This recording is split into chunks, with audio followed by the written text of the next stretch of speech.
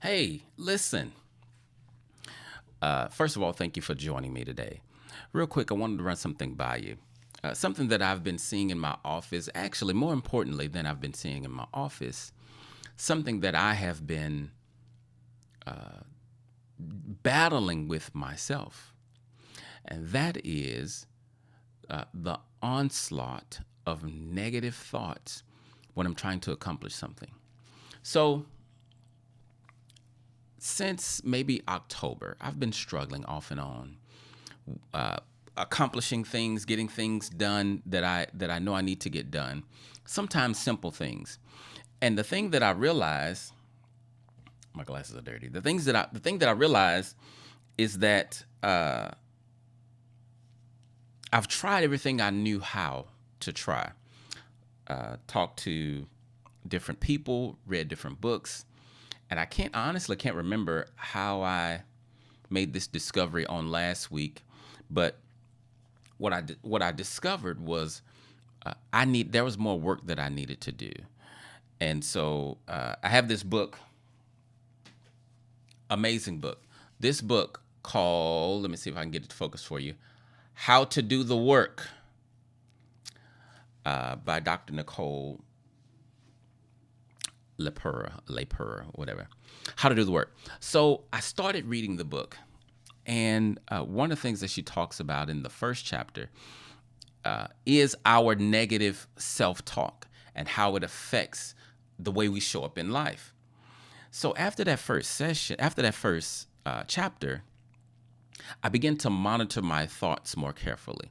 And sure enough, when I did that, so there's this medicine that I take that has a very negative side effect. And the side effect is when it wears off, I'm very irritable and kind of like very, very pessimistic in my thinking.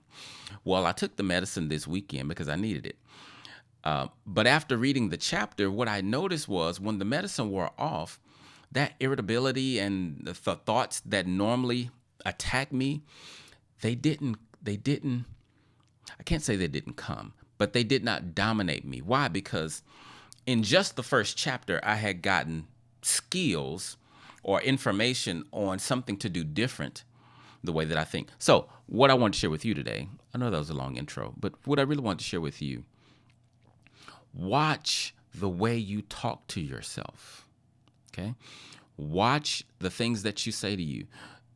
The way that you talk to you. People often say, I'm my own worst critic. Why? Do you know that talking down to yourself, talking negative to yourself, is not going to make you perform better? It's not. It's not encouraging, right? We perform better when we mess up, when we are encouraged to do better, not when we're beat down.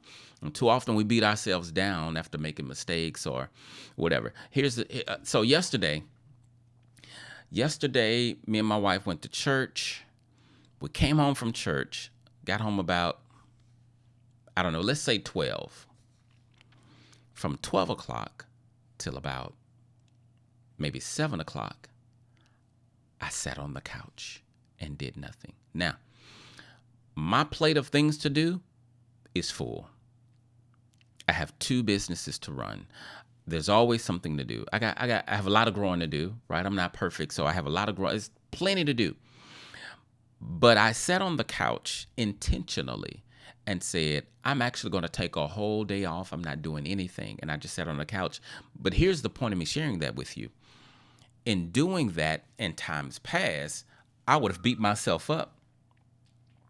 I would have beat myself up with you're a bum and you need to be doing this and you need to be doing that. Even if I didn't call myself a bum, because I wasn't saying like negative names to myself all the time, but I still was, you should be doing this and you should be doing that.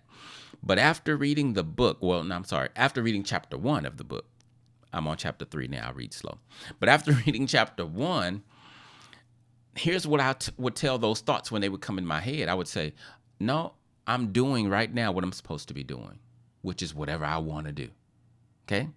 So I said that to say, you have to get control of your negative thoughts because they're not benefiting you. They're not. I had no idea. And I'm a therapist and I'm good at what I do. I read a lot of books, but I really just did not know that the reason I was stuck for weeks was because of my negative self-talk. And so what I want to encourage you to do is change the way you talk to you. Give yourself grace. Have some self-compassion. What is self-compassion? What is compassion? This is the way I define compassion. Compassion is passionate comfort. That's it. Passionate comfort. Comfort yourself. When you make a mistake, acknowledge the mistake. I'm not saying live in la la land and fantasy land. Acknowledge the mistake, but don't beat yourself up over it. Encourage yourself. Man, you really messed that up, but that's okay, Clifton. I know you can do better than that. So we're just gonna try it again tomorrow. That's all we can do. That's gone. It's, spilled milk, no sense in crying. We're gonna get up. We're gonna do it again. But don't beat yourself up.